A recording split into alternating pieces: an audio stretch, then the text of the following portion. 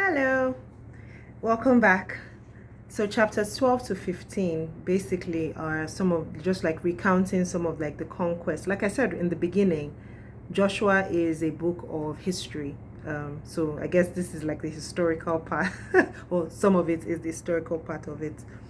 So chapter 12 recounts the kings and lands conquered by Moses and Joshua. First Moses' lands, which were the Transjordanian lands, and then Joshua's. It showed the continuity of God's mission. Even when someone dies or or something appears to end, as long as it is God's will and according to his plan, he will always make sure it continues. It will be succeeded by someone or something else. Joshua was now old, but there was still remaining land to be conquered. The Lord told him about the lands and commanded him to divide the whole unconquered land as inheritance to the 9.5 tribes. That's the 9 tribes and then the half tribe of Manasseh. And they would be in charge of conquering and inhabiting their assigned land, but God would help them. So basically, the conquest for Joshua may have ended, but God was going to do the rest in for the people and allow them to occupy the lands. Caleb, remember Caleb? He was the second spy who went with Joshua into the promised land. So he and Joshua were the only two survivors from the 40-year sojourn in the wilderness. Caleb was now 85 years old, but he said that he was still strong as he was when he was 40. And he came to Joshua and reminded him of God's promise to give him the land that they had spied out because of his willingness to take it back then and trusting in God's faithfulness that they could take the land.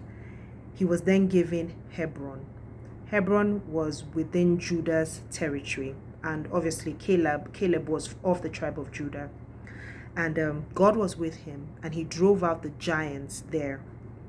He drove out the 3 sons of Anak, and when he needed to defeat Debir, which was another formidable city, by this time I think he was maybe tired or he just felt like he needed help.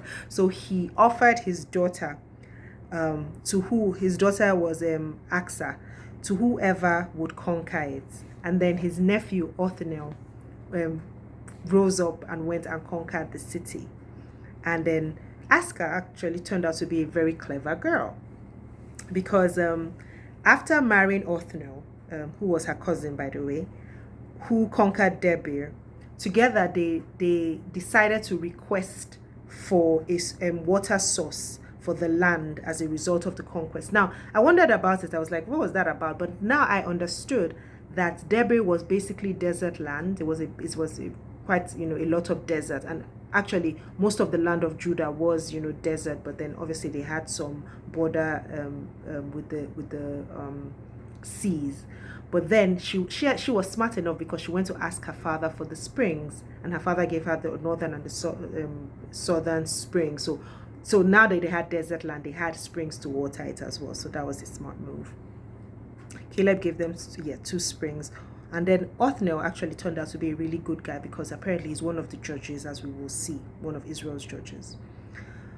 Worth noting is that the Transjordanian tribe didn't drive out the Geshurites and the Maccathites, which was not in obedience to God's command. God said they needed to drive them all out. They didn't.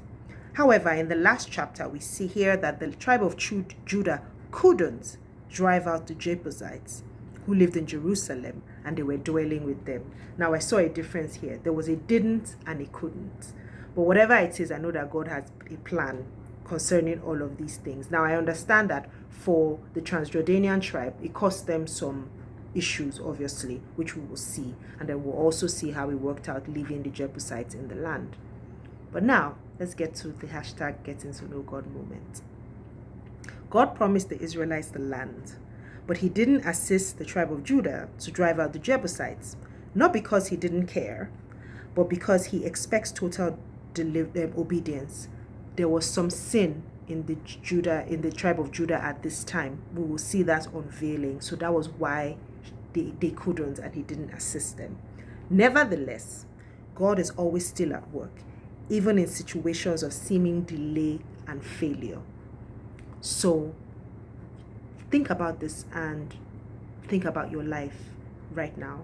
Is there something that you think that you haven't achieved, or there's something that you have failed at and you think that is the end? No. God is still there in the midst of that situation, and it will always turn out for your good according to his good pleasure. Thank you for joining me today. Tomorrow we'll continue as I share lessons from Joshua 16 to 18, and I look forward to seeing you here. Have a wonderful day. Bye.